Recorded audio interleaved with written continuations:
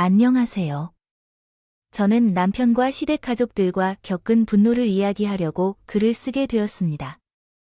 속이 썩은 일과 하늘에 천벌이 깃든 사연을 공유하고 싶습니다. 제가 지방의 시장 근처에서 자랐는데 아버지는 제가 어린 시절에 사고로 돌아가셨고 엄마는 시장에서 생선을 팔며 저를 키워주셨습니다. 조금 가난했지만 좋은 생선과 고기를 많이 먹으며 자랐어요. 시장에서 상인들이 먹거리를 주고받는 것이 흔해서 정말 맛있는 음식을 많이 먹었습니다. 학창 시절에는 엄마를 돕고 싶어서 시장에 함께 가려고 했지만 엄마는 저과 같은 어려움을 겪지 않기를 바라셔서 화를 내며 학원으로 보내시곤 했습니다. 어렸을 때 초등학교에서 인생의 목표로 생선 장수가 되고 싶다고 썼다가 엄마에게 혼나던 기억도 있어요. 그래서 제가 학창 시절에 다른 것에 관심을 둔 적 없이 공부에만 전념했어요. 엄마는 큰 기대를 하지 않았고 힘들게 살지 않으면 더할 나위 없다고 말씀하셨어요. 엄마의 바람 덕분인지 수능 시험 결과가 매우 좋아서 서울의 명문대에 합격했어요. 그때 엄마는 기뻐서 춤을 춰서 시장에 있는 사람들을 불러 잔치를 베풀었어요. 우리 딸이 서울에서 두 번째로 좋은 대학에 합격했어 라며 마음을 열고 사람들을 초대했어요. 모두가 축하해주고 세경이 엄마에 대해 놀라워하며 말했어요. 아, 근데 잔치 음식이 부족하지 않을까? 그래도 좋다고 했고 그 후까지 즐거웠어요. 엄마가 급할 때 기능 차일들을 해보라고 했을 때 나는 처음으로 엄마가 취한 모습을 보았습니다. 나 때문에 그렇게 웃을 수 있게 되어서 나 또한 행복했지요. 그래서 엄마를 실망시키지 않기로 다짐하며 대학 생활을 했었습니다. 4년 내내 장학금을 받게 되자 엄마는 또 잔치를 열었고 제가 대기업에 취직했을 때도 크게 잔치를 했어요. 엄마는 이제 더 바랄 건 하나라며 예쁜 가정을 꾸리길 원하셨습니다. 사실 나는 결혼할 생각이 하나도 없었는데 엄마의 잔소리 때문에 생각을 바꾸게 되었어요. 어머니, 방 청소를 해봐요. 내가 내 자취방에 올 때마다 심해. 이 아이씨, 왜 배가 이리 켜지냐? 아, 엄마 눈뜰 새 없이 바빠서 그래요. 그리고 이 정도면 꽤 깔끔한 편이야. 친구들 방해가 더 비슷해 사랑이다. 이년아, 내가 뼈 빠지게 키워서 서울에 보냈더니 이 꼬라지로 살면서 잘했다고 하냐. 썩을 지지배네 방에서 호레비 냄새 난다. 아, 엄마 아. 무슨 호레비 냄새가 난다고 그래? 향긋하게 하구만. 내가 너 때문에 못 살겠다. 아유, 하루빨리 시집가서 고쳐겠다. 아는 남자 하나 물어와. 엄마. 내 나이 이제 겨우 30이야. 요즘 30은 아기 취급한다고 아기 같은 소리 하고 있네. 벌써 눈가에 주름이 자글자글. 혀아싸기 시집갈 남자 물어와. 엄마. 서울에 오시면 이렇게 결혼하라고 닥달하고. 그런데 결혼이 제 마음대로 되는 것도 아니고 마음에 드는 남자를 찾는 것도. 어려웠던 날 회사 선배가 소개팅을 주선해 주었는데 수년 만에 괜찮은 남자를 만나게 되었습니다. 그 남자는 키도 크고 호감 있고 매너가 좋은 얼굴을 가졌었어요. 저보다 2살이 많았으며 다른 대기업에 다니고 있는 완벽한 남자였죠. 애프터를 신청하고 기다렸습니다. 처음 만남 후 일주일 만에 다시 만나자는 연락이 왔고 나는 곧바로 동의하고 만나러 갔어요. 그렇게 좋은 남자와 연애를 시작하고 1년 7개월 동안 사랑을 쌓아 나갔습니다. 그런데 어느 날 그이가 다이아몬드 반지를 꺼내며 프로포즈를 했습니다. 세경아, 오빠랑 결혼해줘. 평생 너만 바라보고 너만 사랑할게. 오빠, 고마워. 나도 오빠와 결혼하고 싶어.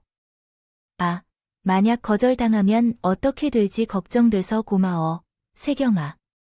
우리 진짜 예쁘게 살자. 응, 남들처럼 아니라 남들보다 더 행복하게 살게 될 거야. 난 오빠를 믿어. 의심치 않아. 그래서 결혼을 약속하게 되면서 지방에 있는 엄마를 만나러 내려갔어요. 엄마는 예비 남편을 보러 손을 잡고 방방 뛰셨습니다.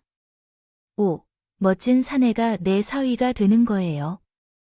아이 동네 사람들이 잔치를 열어보더라고. 내 사위가 참 멋있단 게 어머님 환대해 주셔서 고마워요. 아유, 그래야 대신에 내 딸이 울리면 그땐 차는 피눈물 흘리게 될 거예요. 알겠나? 아이, 당연하죠. 세경이 울 일도 없고요. 만약 울리면 눈물이 아니라 피고름이겠죠. 고생하겠네. 멋있으시고 좋아하시네요. 내 딸을 데려가겠다는 것에 합격한 엄마는 그분이 아주 마음에 들었는지 친정집에 계시는 동안 계속 눈을 떼지 못하셨습니다. 그리고 예비 시어머니께 인사를 갔었는데 시어머니는 저희 친정집보다 아주 조금 더 나은 집안이셨는데 저를 탐탁치 않게 보셨어요. 내 모친은 시장에서 생선을 판다고 해요. 어머니께서는 아버지 없이 홀로 장사하시면서 저를 키워주셨어요. 아주 강하시고 현명하신 분이십니다. 생선 장수라 우리 집안과는 많이 다른가요? 여보, 당신의 생각은 어떠세요? 아이, 우리도 뭐 잘난 것 없는데. 아, 뭐 이런 것에 신경 쓰지 않아도 돼. 그래, 우리도 식당 하나 운영하면서 아들을 키웠지. 아, 내 눈에는 선이나 이 아가씨랑 비슷해 보이는데요. 식당과 생선 가게는 다르잖아요. 안 와, 쓸데없는 소리 그만해. 색이 기분 나쁘게 할 것 같으니 조용히 해달라고 했죠. 다행히 아버지가 어머니의 말귀를 가로막고 급히 손뼉을 치셔서 우리 엄마 이야기는 끝이 났어요. 그러고는 학력과 직장도 비슷해서 잘 어울리는 짝을 만났다며 결혼을 허락해 주셨어요. 물론 아버지가 허락하셨기에 어머니도 따라야 하는 분위기라서 100년 가약을 맺고 서울의 작은 아파트에 전세를 얻어 신혼생활을 시작했습니다. 남편은 연애할 때처럼 배려 넘치고 이해심이 많아서 다툴 일 하나도 없었어요. 그런데 그가 갑자기 회사를 그만두기로 결심했다는 진지한 이야기를 전하고 싶다. 여보, 나는 회사 생활하는 것이 너무 싫어. 상사들과의 태기도 지겨워. 매일 야근하는 것도 싫고 내가 세운 꿈이 무너져가는 것만 보면 마음이 뒤집힌다. 그러한 사람들과는 다르다는 것을 이해해줬으면 좋겠어. 나는 사업을 시작하고 싶어. 대기업에서 근무하다가 독립하여 사업을 하는 사람들 중에 성공한 사례를 보았어. 모든 것을 잃는 것을 알고 있지만 나는 그들과는 다르게 내 끈기와 노력으로 성공할 것이라고 이미 마음먹었어. 이해해줬으면 좋겠지만 내 결정을 이해하기 어려울 것 같아 미안해. 다른 사람들이 들어가기 어렵다고 몇 년 동안 준비한 회사에 지쳐서 관두는 것은 어리석은 행동입니다. 그때 남편은 내가 자기를 도와주지 않는다며 대화를 피했다고 합니다. 몇 일 동안 남편은 무표정하게 행동했다고 하네요. 몇 시간 동안 남편을 설득하려고 노력했지만 효과가 없었습니다. 남편은 이미 결정을 한 것 같았습니다. 당신은 이 사업을 하고 싶다면 다른 일에 집중하라고 해야지. 내가 포기했어야 하는 거라니까. 당신이 회사를 폐쇄하고 사업을 시작해도 돼. 혹시 그런 생각이 있다면 그만두게 라고 말했어요. 나름대로 심각한 상황입니다. 정말 논의해봐야 할 문제입니다. 하고 싶은 거 다 해봐야 해. 길을 열어주네. 고마워요 여보. 나는 그동안 모은 돈과 퇴직금을 모두 사용해서 시작할 거야. 당신에게 손 벌리지 않고 할 테니까 옆에서 응원만 부탁해. 남편과 저는 각자 돈을 모아왔는데 나의 집 마련을 위해였지만 사업 도전으로 인해 꿈을 당분간 미뤄야 했어요. 2달 뒤 남편이 회사를 그만두고 작은 상가에 사무실을 차렸어요. 처음에는 직원이 없이 혼자 시작했는데 일을 받을 거래처를 구하기 위해 세월을 보냈어요.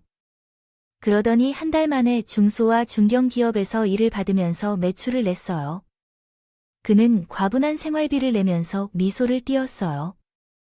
알았어. 나는 이런 사람이야. 사업을 시작한 지 2달 만에 거래처를 2군데나 확보했어. 앞으로 계속해서 확장할 거야. 우리 남편은 정말 훌륭해. 끈기 있는 남자야. 앞으로도 파이팅 할 거야. 남편은 사업을 하면서 자신감이 두드러지게 늘었고 자존감도 높아졌어.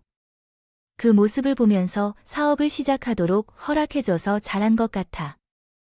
1년 동안 열심히 일한 남편은 직원 5명을 고용했고 거래처도 많이 늘어나서 한 달 매출이 수천만 원에 이르렀어. 대기업에 다닐 때보다 몇 배는 더 벌었어. 그런데 부작용으로 남편이 자존감을 뚫다 못해 교만해지기 시작했어요. 밤 11시에 들어온 남편이 저를 발로 툭툭 건드리며 깨웠습니다. 자녀 남편이 밖에서 개고생하고 왔는데 당신은 코를 고자 당신 왔어. 회에서 야근하고 와서 먼저 자고 있었어. 회사 돈 몇 푼 벌고 왔다고 힘들다고 뻗은 거냐? 나 술 한잔하고 왔으니까 라면 좀 끓여와 여보. 나 피곤해 그냥 자자. 이 여편 내가 돌았나 남편 알길. 걔 콧구멍으로 하나 당장 안 일어나. 저는 짜증내면서 일어났습니다. 아, 당신 진짜 왜 그래? 사람의 발로 차면서 깨우면서 술주정 부리는 거야? 그리고 당신이 그렇게 잘 벌어서 나한테 생활비를 더 주기 했어. 나도. 회사에서 일하면서 똑같이 힘들다고 말하더니 라면을 끓여 달라고 할 때 싫다고 하는 거야. 아 나가주면 끓여줄 테니까 먹고 자. 당신 그 태도 뭐야? 지금 나 말을 무시하는 거지? 여보, 자고 있는 사람을 깨워서 뭐 하자는 거야? 아, 그만 건드리고 옷이나 갈아입어봐. 아, 열받아. 옆에 있던 내가 이리 와봐. 오늘 너 교육 좀 받아야겠다. 그리고 주방으로 가는데 붙잡고 귓방망이를 날리더군요. 순간 눈앞이 흐릿해서 아무것도 보이지 않았습니다. 제가 넘어져 있다는 걸 10초 뒤에 알게 됐어요. 당신이 날 때린 거야? 당신 미쳤어. 그래서 때렸다. 미련이 하도 싸가지 없게 나와서 재수 없어서 한 대 날렸다. 나쁜 놈이야. 나 아침에 나갈 거야. 손지어 하는 짐승 같은 놈이랑. 하루도 못 살아 저는 옷을 대충 입고 지갑을 들고 나와 버렸습니다. 부어오른 뺨을 잡고 걸으며 눈물을 흘렸죠. 아무리 결혼 전과 후가 다르다고 해도 이렇게 손지 좀 한다니 후회가 심하게 들었답니다. 회사에 가서 자취방에서 하룻밤을 자고 회사에 갔는데 일이 손에 잡히지 않아 제대로 일 처리를 하지 못했습니다. 상사들은 오늘따라 정신 못 차리고 뭐 하는 거냐며 혼을 내더라고요. 그래서 죄송합니다 하고 허리를 굽혀 사과했습니다. 퇴근 시간이 다가와 동기네 집으로 가려는데 회사 앞에 남편이 기다리고 있었어요. 여보, 어제는 내가 술을 많이? 식사 후 큰 실수를 했어. 미안해. 아니야, 난 여자를 때리는 사람이 아니야. 상종하기 싫어. 이혼장을 보낼 테니까 그렇게 생각한 거야? 알아. 여보, 내가 잘못했어. 정말 미안해. 다시는 그런 일 없을 거야. 나 여기서 무릎 꿇게. 남편은 사람들이 많은 건물 앞에서 무릎을 꿇고 용서를 구해도 되는 것인가요? 내가 죽을 죄를 지었어. 여보, 나 실컷 때려줘. 배 아니 100배로 돌려줘도 좋으니까. 화가 풀릴 때까지 혼내줘. 아, 왜 이러는 거지? 사람들이 보잖아. 어서 일어나. 당신이 용서해주지 않으면 매일 당신이 퇴근할 때마다 여기서 무릎 꿇고 있을 거야. 남편은 눈물을 흘리며 잘못했다고 빌었어요. 나는 거기서 그 사건을 용서하고 말았어요. 알았죠?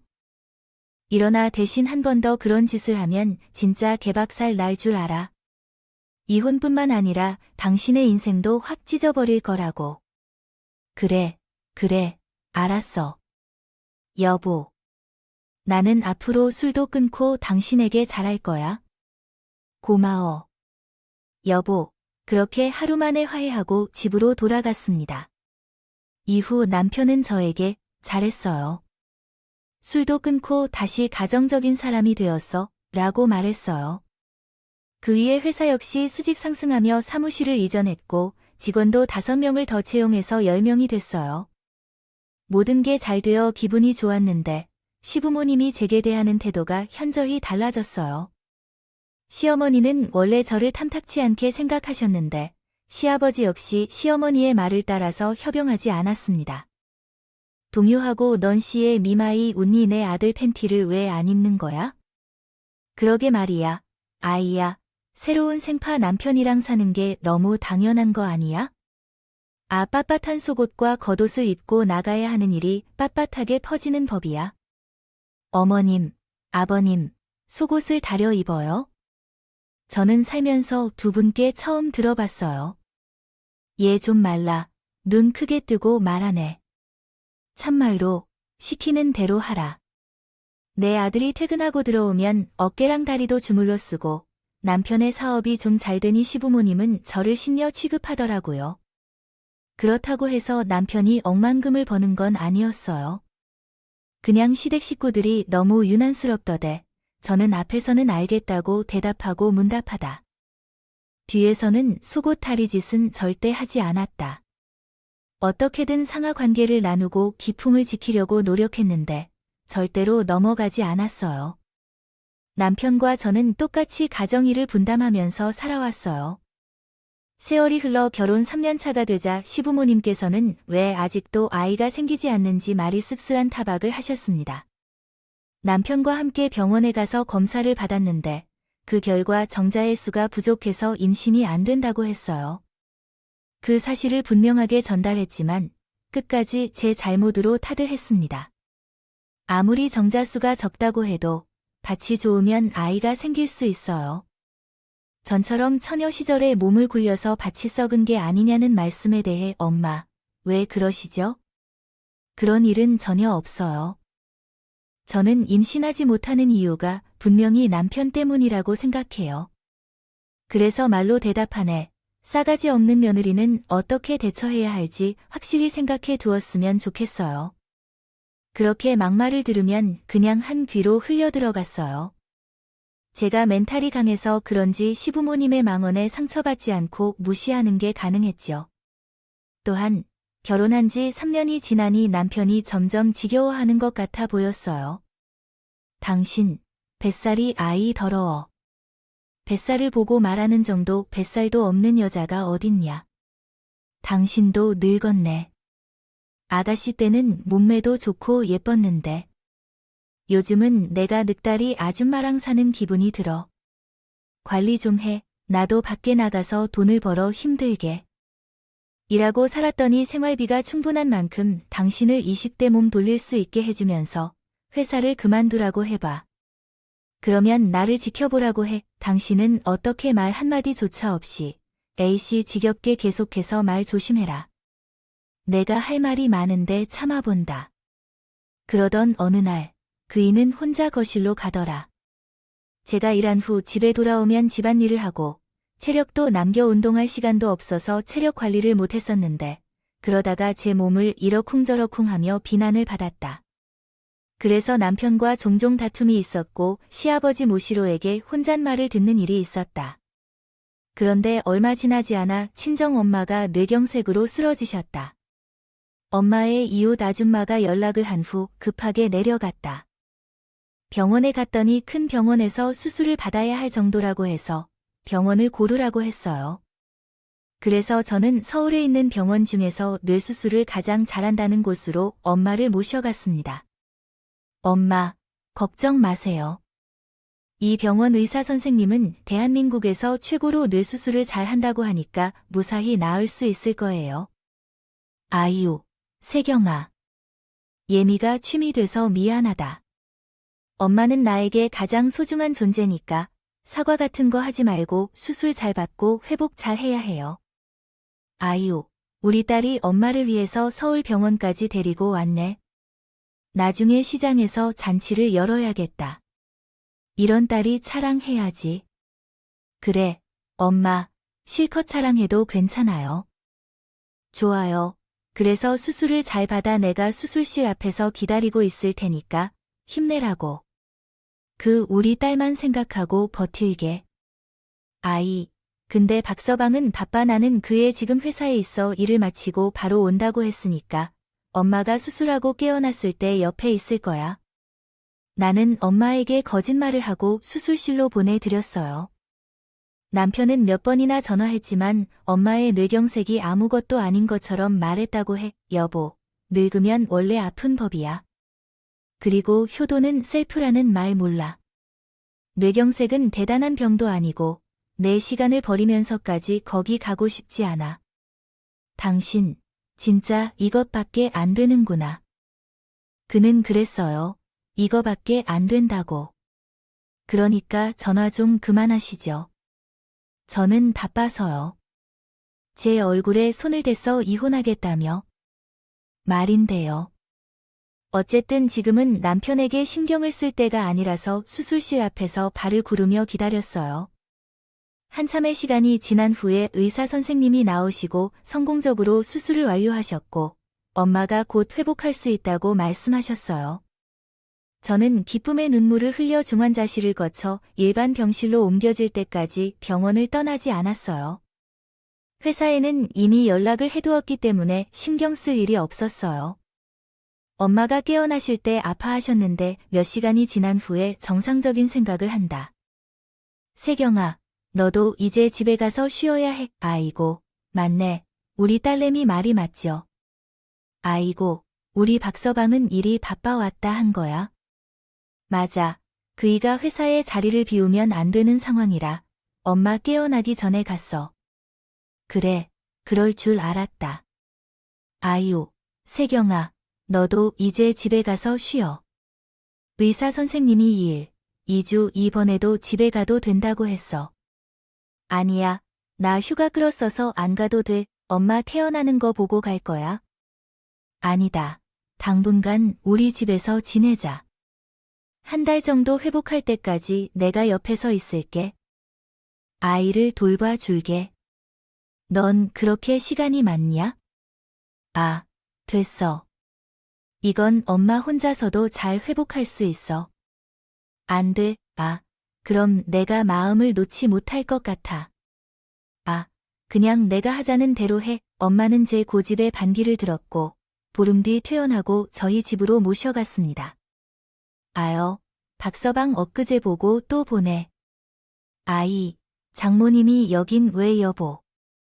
어떻게 된 거야? 엄마, 오늘 퇴원하셨어요. 아직 거동이 불편하셔서 내가 한 달 정도 모시려고 당신한테 신경 쓰이지 않게 할 테니까 한 달만 이해해 줘. 뭐, 한 달, 그래, 알았어. 장모님, 잘 오셨어요. 박서방, 그 진짜 괜찮은 거지. 나 한 달만 신세 질게. 미안하네. 엄마와 남편 사이에 어색한 기운이 돌긴 했지만 거의가 이해해 주겠다고 해서 잘한 선택인 줄. 알겠습니다. 하지만 엄마가 잠든 밤에 그가 거실로 불러 앉았다고 그랬어요. 지금 당신은 제 집에 있는지 없는지 알아내 줄 수 없어요. 장모님을 데리고 오면 어떡할 거예요? 방금은 괜찮다고 했는데, 하지만 아픈 엄마를 혼자 남겨둘 생각하면 안 되겠죠. 한 달만 이해해 줄래요? 아니면 부탁할게요. 온 집안이 미친 듯이 생선 냄새로 가득 차 있어요. 엄마한테 그 썩은 냄새가 항상 난다고 해요. 나는 예민한 거예요. 그냥 이해해 주세요. 우리 엄마한테 그 냄새가 난다는 얘기는 왜 하는지 모르겠어요. 코에 문제가 있는 걸 수도 있어요. 헛소리 그만해요. 그래서 다른 곳으로 내보낼 수 없다고 하는 거야? 나도 썩은 생선 냄새를 맡으면서 한 달을 여기서 버티기는 어렵겠죠. 나쁜 놈, 당신을 보면 볼수록 쓰레기 같아요. 당신의 어머니가 아프다고 하더라도 이렇게 행동할 거야. 딱 한 달이야. 한 달이라고 말한대 에이. 짜증나, 씨야. 그냥 들어가라. 너 느낌대로 해라고. 난 더 화를 내려다가 엄마가 깰까 봐 말을 멈췄어. 그리고 남편에게 오만정이 떨어져서 엄마가 회복하면 이혼을 하기로 마음 먹었어. 그날 밤엔 엄마 옆에 누워 자려 했는데 아침에 바상해보니 엄마가 없어. 화장대 위에 편지 한 장을 놓고 떠났다는 내용을 남겼다.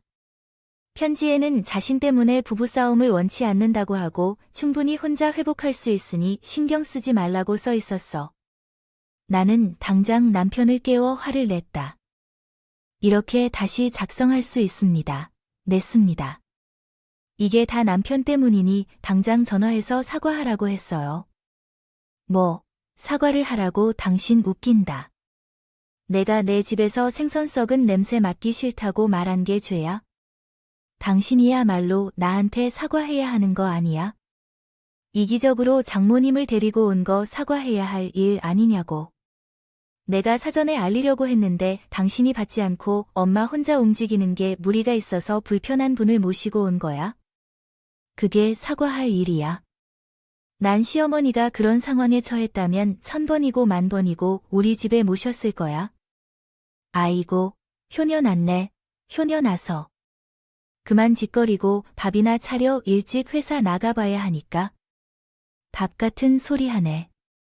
당신은 이런 상황에서 밥이 목구멍으로 넘어가니요. 아주 잘 넘어갈 것 같은데 저와 제이는 끝없이 말싸움을 하며 힘을 빼고 있었습니다. 그런데 한 통의 전화가 부부싸움을 끝내주었어요.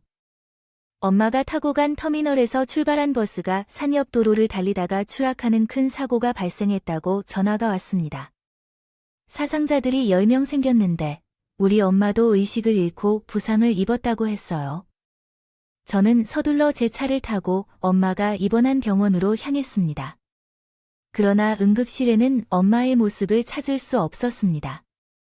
바쁘게 움직이는 간호사를 찾아가 엄마의 성함을 말하며 어디 있는지 물었더니 유감이라며 지하 응급실에 있다고 하더군요. 엄마께서는 버스 사고로 세상을 떠났습니다.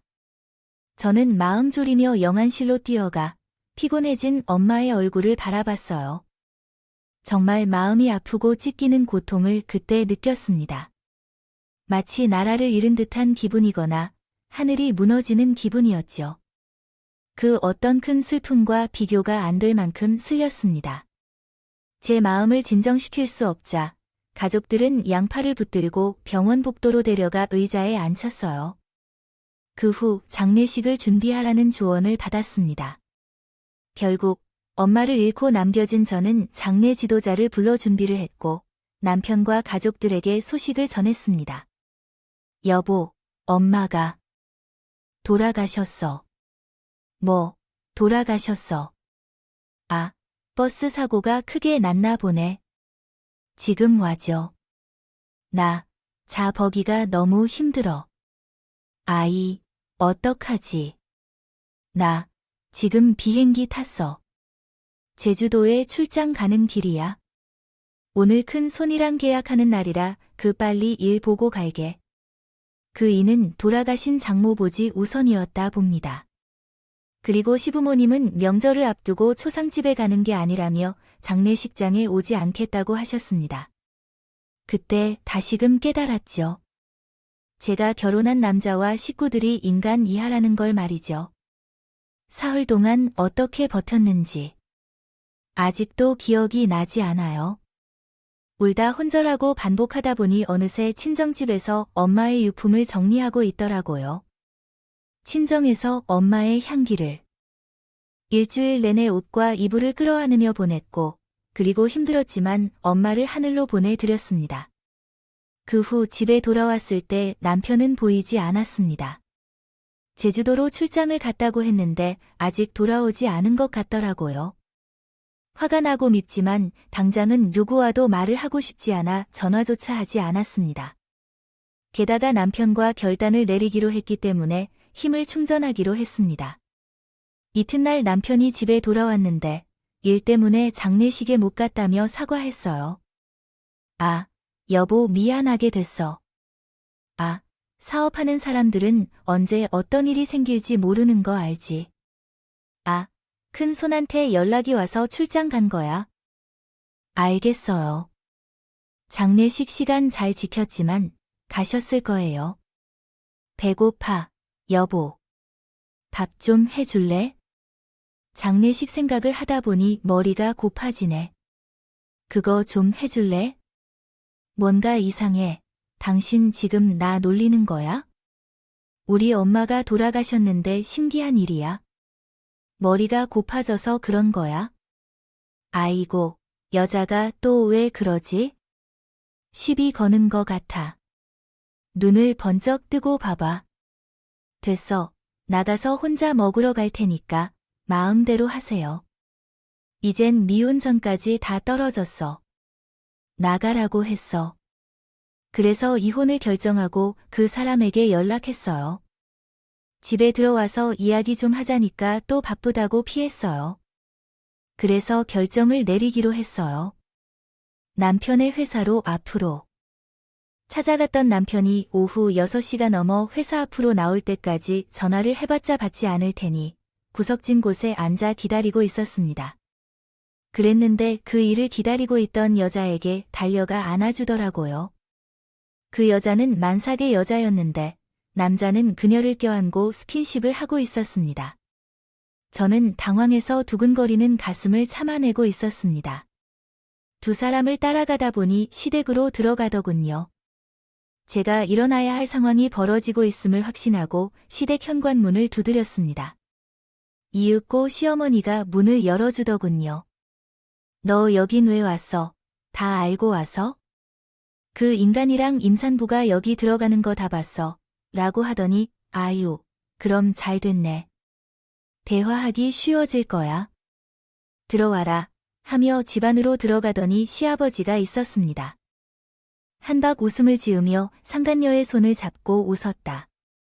아유, 우리 새끼가 다음 달에 아들을 낳는구나. 아유, 장하다. 장해. 아가, 필요한 거 있으면 말만 해라. 이 부잣집 딸이라 돈은 많겠지만 그래도 너희 시비가 해주고 싶은 게 많으니까 얼마든지 말아. 리네 아버님 말씀만으로도 감사해요. 근데 저 여잔 누구죠?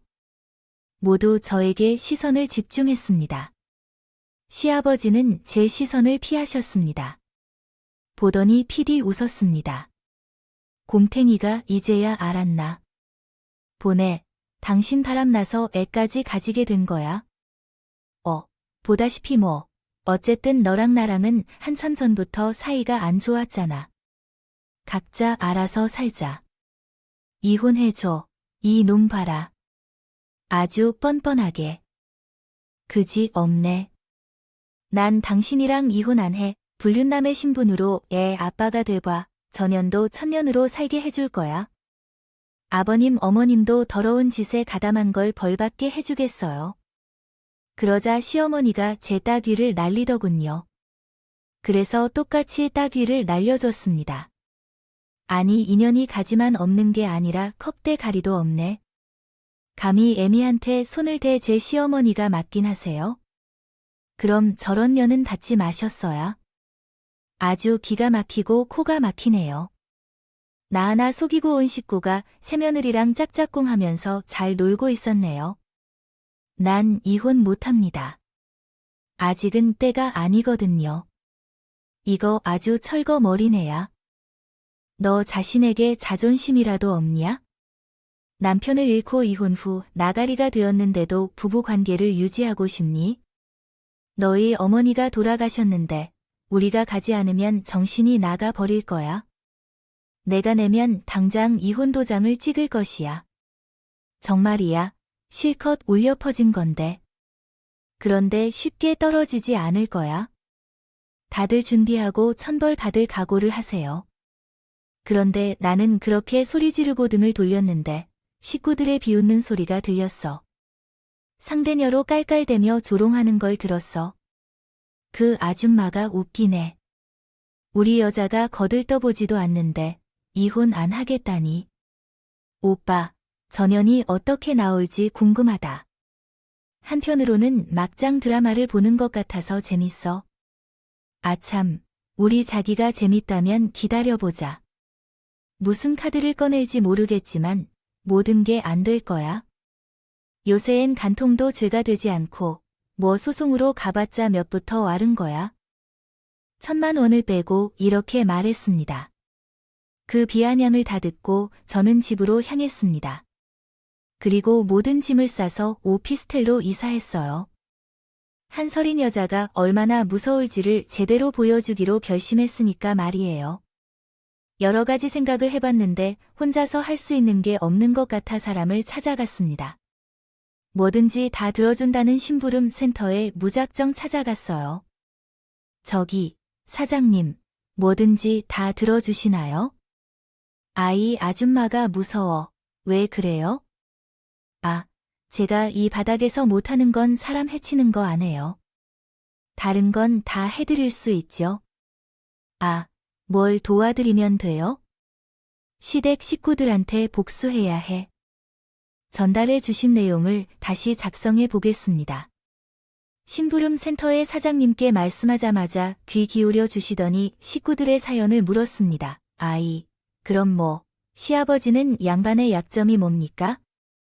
아이, 대충 불법적인 뭔가를 한 적이 있나요? 아토토요. 스포츠 토토를 인터넷으로 하는 걸 봤어요. 그거 나쁜 거죠? 오케이. 시아버지는 도박 중독이군요. 그럼 시어머니는? 시어머니 딱히 나쁜 짓을 한 게 없는데요. 아, 예전에 시어머니가 바람 피우다가 아버님한테 걸렸다는 말을 들었어요. 한 번이 아니라 무려 3번이라고 했어요. 오케이. 그러면 시어머니의 남자란 남편은 어떠신가요? 남편은 잡힐 만한 게 있나요? 바람나서 상간녀와 애를 낳을 것이고 사업이 잘 되고 있어요. 그럼 그 남편하고 상간녀의 뒤를 달달 털어보면 되겠네요. 알겠습니다. 이 접수됐으니 계약금을 문장 수정이 필요한 부분이 있다면 언제든지 말씀해 주세요. 돌아가 주시고 기다리세요. 이것이 끝이에요. 유능한 분이라면 어떻게 할지 알려주셔야 하는 거 아니에요. 모르시는 게 약입니다. 일은 제가 다 처리해 드릴 테니까 계약금을 주시고 나중에 이혼 소송에서 받는 돈의 절반을 주시면 됩니다. 사장님, 돈만 받고 도망가라는 거 아니에요. 아이 지금 날 사기꾼 취급하고 계신 거예요. 하기 싫으시면 그만두고 나가세요. 아, 아닙니다. 믿어요. 믿겠어요. 사장님, 님이 어떻게 복수하시는지 상관하지 않고 기다릴게요. 진짜 그럴 거예요. 아줌마, 사람 잘 찾아오신 줄 아세요? 제가 진짜 지옥이 뭔지 그 인간들에게 보여줄 테니까. 저는 찝찝하긴 했지만 뭐라도 해보고 싶어서 돈을 주고 복수를 의뢰했습니다. 그리고 한 달 동안은 아무런 보고를 받지 못한 채로 매일 남편에게 이혼하자는 전화만 걸려왔어요. 야, 이혼 안 할 거야. 내가 위자료 많이 준다고 했잖아. 얼마면 해줄 건데? 가격 불러봐. 내가 때가 되면 한다고 했지.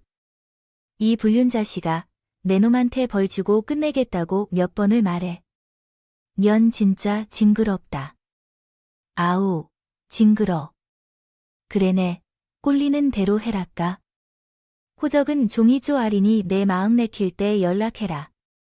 그리고 한 달의 시간을 더 기다렸습니다. 심부름센터 사장이 돈을 받고 도망간 것 같은 느낌이 들어서 전화를 걸었어요. 그런데 바로 전화를 받더군요. 아이, 아줌마는 참을성이 없으시네. 나 도망 안 가요? 아이, 지금 작업 중이라고요. 한참 잘 돌아가고 있으니까. 조금만 더 기다려 주세요. 아니, 2달이나 지났잖아요. 중간 보고라도 들어야 할 것 같아요. 아이, 거참 집도하시는 아이 좋아요. 그럼 내가 찍어주는 주소로 가봐요. 총 2개니까 은밀하게 엿보세요. 문자로 주소를 받았는데 그곳에서 무슨 일이 벌어지는지 전혀 몰랐습니다. 그래서 먼저 첫 번째 주소로 찾아갔더니 주택이더라고요. 그 안에 들어가는 일은 괜히 망칠 것 같아요. 무슨 일이 벌어지는지 주택 안이 잘 보이는 오르막길에서 살펴봤어요. 그런데 알고 보니 그 주택은 도박장이 있어요. 여러 남녀가 화투를 치는 걸 보이더라고요. 그중 한 사람이 우리 시아버지라고요. 돈을 많이 잃어서 표정이 좋지 않았다. 그래서 심부름센터 사장에게 전화를 걸어 물어보았더니 도박꾼에게 붙여준 것이었다. 일확천금을 노리는 사람인데 아주 쉽게 도박으로 빠지게 했다고 해요. 나는 만족하고 다음 주소로 이동했다. 그곳에는 한 오피스텔이 있었는데 역시나 안으로 들어갈 수가 없어서 복도 끝에 비상계단 문 사이에서 감시하고 있었다. 그때 시어머니가 잘생긴 40대 남자와 오피스텔에서 나오는 걸 보았어. 아주 다정한 태도로 보아하니 불륜을 저지르고 있어 보였어. 대화를 엿들어 보니 어떤 복수를 계획하고 있는지 알았어. 아이 누님, 언제까지 이렇게 몰래 만나야 합니까? 나는 누님과 하루빨리 결혼하고 싶다. 고 그가 말했어. 아이유, 동생 나도요. 그렇죠. 당연히 우리 동생이랑 합치고 싶어. 아이 근데 지금은 며느리가 손주도 낳고 집안 분위기가 너무 좋아서 말이죠. 조금만 더 기다려 주세요. 에휴, 이거 참 기분이 더럽네요. 난 누님한테 모든 걸 걸고 마누라랑 이혼했다고 자료도 2억이나 줬단 말입니다. 아유, 정말 아유. 동생 미안해 나도 빨리 정리할게. 아이, 누님, 그래서 말인데 마누라한테 현금 다 털어주고 나서 쓸 돈이 없네요. 사업에 들어가는 돈이 필요한데 대출받기가 아까워서요. 누님이 현금 좀 주세요. 한 1억만 주시면 잘 해결될 것 같아요. 알았어. 내가 동생 위에 못할 게 뭐가 했겠어? 내 남편 통장 훔쳐다가 뽑아줄게. 그럼 자기나 기다려 줄 거지야. 나는 당신을 사랑해서 마누라와 이혼했다고 당연히 기다리겠다. 알았어. 그럼 다음 주까지 돈을 마련해서 줄게. 나는 비상계단에서 5년차 남자가 공사 현장에서 당하는 장면을 보고 웃었습니다. 심부름센터 사장은 일을 제대로 하고 있었어. 시아버지와 시어머니가 어떻게 무너질지 뻔히 보여서 배꼽이 빠지게 웃었습니다. 하지만 어떤 복수를 남편에게 해줄지는 아직 전해들지 못했어. 그건 클라이맥스지. 날 위해 기대하고 기다리라고 했어. 정확히 일주일 뒤에 시댁이 정말로 무너져서 생지옥에 빠지게 되었어. 그렇게 되어 심부름센터 사장의 차를 보게 되었습니다. 타고 시댁 앞에 갔을 때 시아버지가 쇠고랑을 차고 나오는 것을 보게 되었습니다. 아버님은 눈물을 흘리며 경찰차를 타고 가신 것을 보았어요. A씨, 난 전 재산을 잃었는데 감옥까지 가다니 이런 역이 어디 있어. 이 짭새 놈들아. 난 피해자라고 도박꾼들에게 당한 거라는 말이야. 도박장에 가서 도박하면 도박주입니다. 사기를 당하든 말든 우리와는 상관없으니 입을 좀 다물고 그냥 가세요. 시아버지는 억울하다며 소리쳤지만 경찰에게 끌려가 구속되었습니다. 그리고 아파트 입구에 있던 시어머니가 퀴즈를 부르는 것이 보였어요. 시아버지가 잡혀갔으니 상간남과 살림을 차리기 위해 들뜨고 있었던 것 같습니다. 시댁이 망해도 상간남에게 현관될 것 같아요. 빌부터 살아야겠다는 생각이 들었습니다. 게다가 이미 1억 원을 주었으니 새롭게 시작할 마음이었을 텐데, 그러나 그 사람은 상간에 해당하는 남자였으며 신부 패턴센터 사장이 고용한 사람으로서 연락할 수도 없었습니다. 그리고 오피스텔에도 없었습니다. 돈을 가져가고 사라졌다는 것이었습니다. 어머니를 따라 오피스텔 앞으로 갔을 때 마침 속았음을 깨달았고 주저앉자 그 사람 또한 나간 것이었습니다. 따라서 시어머니의 재산이 마이너스로 되어버렸습니다. 아파트도 이미 경매 중이어서 급히 짐을 싸서 나가야 했습니다. 그리고 마지막 남편의 상황을 알게 되었는데 누군가가 남편의 회사를 탈세와 횡령으로 고발하여 국세청 감사를 받게 되었습니다. 남편이 회사 자금을 마음대로 하고 있다고 하더군요.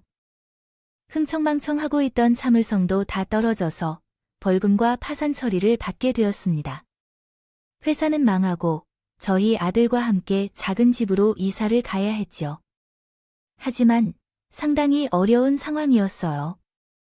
상간녀는 돈 때문에 저 남편에게 가까워진 것이었고 아이를 남편에게 버리고 도망쳤지요. 여기까지만으로도 충분히 충격적이었지만 더 놀랄만한 반전이 있었어요. 심부름센터 사장이 남편에게 음성을 변조하여 전화를 걸었습니다. 여보세요. 당신 아들은 친자가 아니에요. 상간녀가 다른 남자의 아이를 당신 아들로 속인 것이에요. 당장 검사를 받으세요. 그렇게 말하고 전화를 끊었습니다. 그 후 저는 사장에게 물었습니다. 진짜로 친자가 맞아요? 아, 상남녀를 쓸어보니까 남자. 관계가 복잡하더라도 그 중심에 기둥이 있었어요. 그 사람은 사방을 가졌더라고요. 그런데 둘의 대화를 엿들어 진실을 알아냈어요. 그리고 방금 아줌마가 남편에게 폭탄을 선물했어요. 어떠십니까? 아직도 제가 사기꾼으로 보이세요? 아니요. 아주 훌륭한 분이십니다. 대단한 양반이네요. 남편은 친자검사를 했는데 역시 다른 사람의 아들이었어요. 그러나 이미 그의 호적에 등재된 상황이라 해결책이 없었어요. 본인이 양육해야 하거나 상간녀를 찾아서 문제를 해결해야 했는데 상간은 이미 주민등록을 말소하고 어디론가 도망쳤다. 그래서 저는 이 시점에서 이혼 소송을 진행해야겠다고 판단해 즉시 변호사를 선임했습니다. 선수했으며 겨자 먹기로 막대한 금액의 위자료를 제게 주고 끝났습니다. 그는 타인의 아들과 시모와 함께 단칸방에서 지내게 되었네요. 시모는 억지로 손자를 키우고 전 남편은 밥벌이를 하려고 일자리를 찾아보려 했지만 나이도 있고 구직처가 없어 대기업에 발도 붙이지 못했습니다. 빨리 찾을 수 있는 일을 찾지 못해서 급하게 찾은 일이 중국집 배달원이 있어요. 물론 직업에 귀천이 없지만 사업하던 그가 제대로 망하여 꼴이 우수해졌습니다. 복수 구현하자면 시아버지는 도박으로 망하게 하였고 시어머니는 불륜으로 돈을 삼켰다. 남편은 사업장 돈을 막 써서 벌금을 내고 문을 닫고 제게 이혼 위자료를 주었습니다. 털이다가 게다가 핏줄도 아닌 아들을 키워야 했다. 세상에 이 정도로 속기 시원한 복수가 또 있을까? 저는 심부름센터 사장님 덕분에 한을 제대로 풀었다. 모든 일을 마치고 엄마가 있는 납골당을 찾아가 부디 편안히 눈 감고 쉬시라고 전했다. 앞으로 열심히 즐겁게 사는 모습을 지켜봐 달라고도 했다. 회사를 그만두고 엄마의 유산과 전 남편이 준 위자료를 더해 엄마가 일하셨던 시장 근처에 식당을 크게 차렸다. 시장 상인들과 손님들이 저렴하게 식사할 수 있도록 한식 뷔페 집을 열었다. 거기서 엄마가 어떻게 살아오셨는지를 알 수 있게 되었다. 어른들에게 이야기도 듣고 상상도 해보며 얼마나 좋은 분인지 다시 한번 깨닫고 배우고 있는데요. 저는 여기서 오랫동안 살 계획이에요. 또한 식당에서 일하다가 좋은 짝을 만났어요. 엄마가 생선 장사하던 자리에서 똑같이 생선 장사를 하던 남자였는데 저희 엄마를 잘 알던 분이었어서 대화를 자주 나누다가 인연이 되어 결혼을 했어요.